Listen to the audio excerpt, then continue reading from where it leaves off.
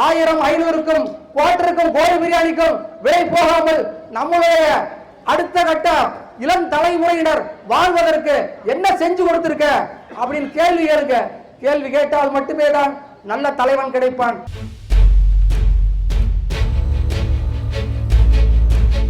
இதே அருகில் உள்ள கேரளாவில் கல் வேண்டும் என்றால் தமிழகத்திலிருந்து கல் போகிறது. ஏன் தமிழகத்தில் கேட்கிறான் கல்? அங்க இருக்கவன் அவனுக்கு அப்பன் அவனா இருக்கான், இங்க நமக்கு அப்பன் நம்ம ஆள் இல்ல, ஆந்திராக்காரனா இருக்கான்.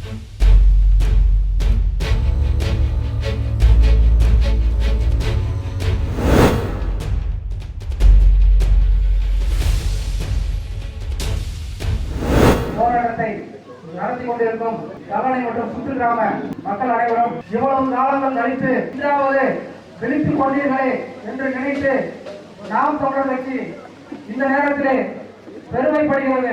நாம் தமிழர் கட்சி கடந்த மாதத்திலே திருவால் கிராமத்தில் நடைபெற்ற இதே போராட்டத்தில் கலந்து கொண்டு அங்கு உள்ள கல்குவாரிக்கு இடைக்கால தடை விதித்து அந்த போராட்டத்திலே பங்கெடுத்துக் கொண்டோம் என்ற செய்தியை இந்த நேரத்தில் தங்கள் மத்தியில் தெரிவித்துக் கொண்டு இந்த போராட்டத்தை நடத்துவதற்கு உறுதுணையாக இருந்த இந்த பகுதியினுடைய முன்னாள் ராணுவத்தினருக்கு என்னுடைய நன்றியை தெரிவித்துக் கொண்டு இன்னார் ராணுவத்தினருக்கு நன்றியை தெரிவித்துக் கொண்டு இவ்வளவு காலங்கள் கழித்து நாம் இப்போது விழிப்புணர்வு பெற்று இயற்கை சூழலை பாதுகாக்க வேண்டும் என்று போராடுவதை எண்ணும் போது நாம் தமிழர் கட்சி மிகுந்த பெருமை அடைகிறது. இதைத்தான் என் அண்ணன் செந்தமிழ் சீமான் அவர்களும் இயற்கையை பாதுகாக்க வேண்டும் என்று பலமுறை கூறும் போது மரங்களுக்கு மாநாடாம் கடலுக்கு மாநாடாம் என்று ஏளனமாக பேசிக் கொண்டிருந்தார்கள்.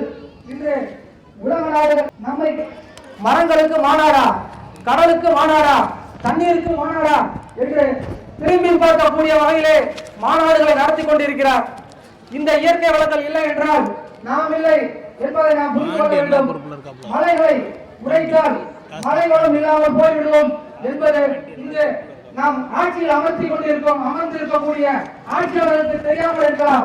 ஏனென்றால் அவர்கள் ஆளுவதை விட்டுவிட்டு எதிலே பணம் சம்பாதிக்கலாம், எதிலே கமிஷன் கிடைக்கும், எந்த தொழிலை செய்தால் கட்சியும் தானும் வளர முடியும் என்று குறுகிய சிந்தனைகள் மக்களுக்கான அரசை கொடுக்காமல், மக்களுக்கான ஆட்சியை வழங்காமல் தானும் தன் குடும்பமும் வளர்ந்தால் போதும் என்று இருக்கக்கூடிய ஆட்சியாளர்களை தேர்ந்தெடுத்து தவறு செய்து விட்டோம். என் அருமை தாய் தமிழ் உறவுகளே, நமக்கு பெற்றவன் அப்பனாக இருக்க வேண்டும். மற்றவன் அப்பனாக இருந்தால் இதுபோன்ற நிலைதான் ஏற்படும்.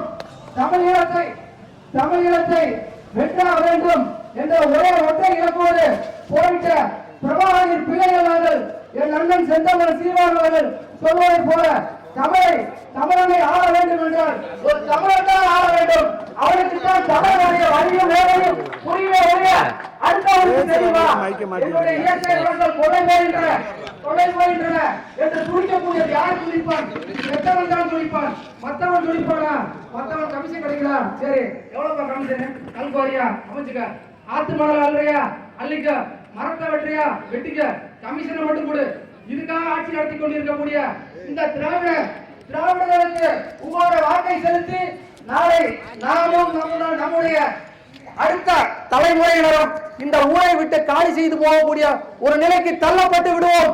என் அருமை மக்களே, இந்த கல்லணை கிராமத்திலே இருக்கக்கூடிய இத்தனை கல்குவாரிகளும் என்னென்ன உபாதைகளை ஏற்படுத்தும் என்று உங்களுக்கு தெரியுமா தெரியாதா என்று எனக்கு தெரியாது.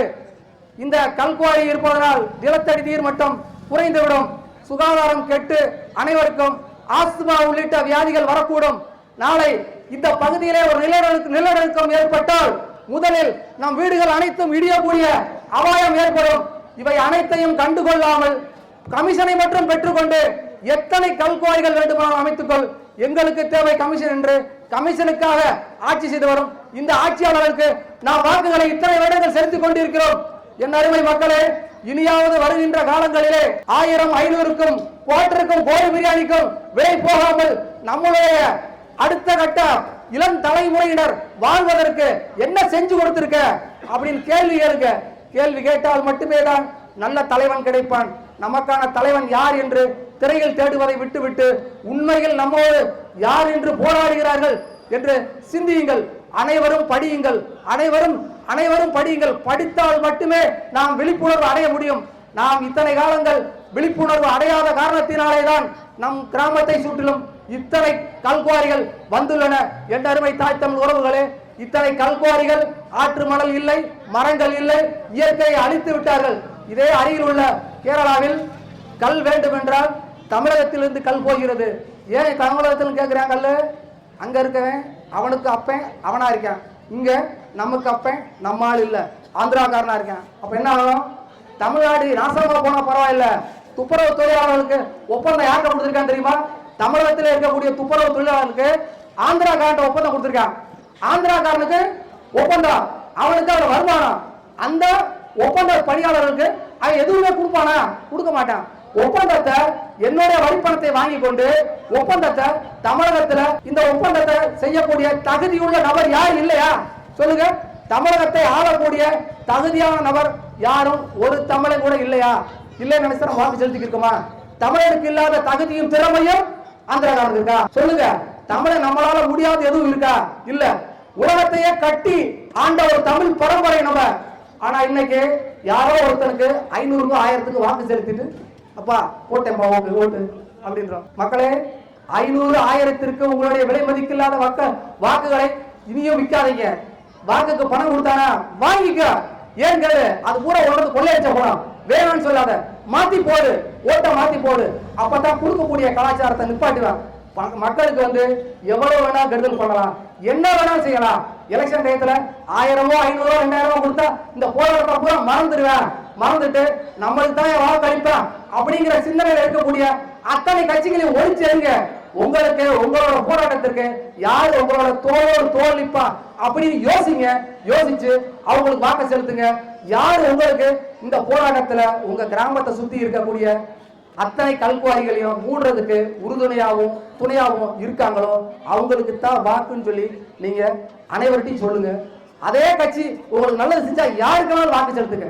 நாங்க எங்களுக்கு தான் வாக்கு செலுத்துங்கன்னு சொல்லல. மக்களுக்கும் இந்த மண்ணையும் மக்களையும் காக்கக்கூடிய எந்த கட்சியாக இருந்தாலும் அவங்க வாக்கு செலுத்து. அதை விட்டுட்டு நான் இதே கட்சி, நான் இதுக்கு தான் வாக்கு செலுத்தேன், என் இனமே அழிஞ்சாலும் பரவாயில்ல, நான் அந்த ஊரே அழிஞ்சாலும் பரவாயில்ல அப்படின்னு இன்னும் பேசிக்கிட்டு இருக்காதீங்க.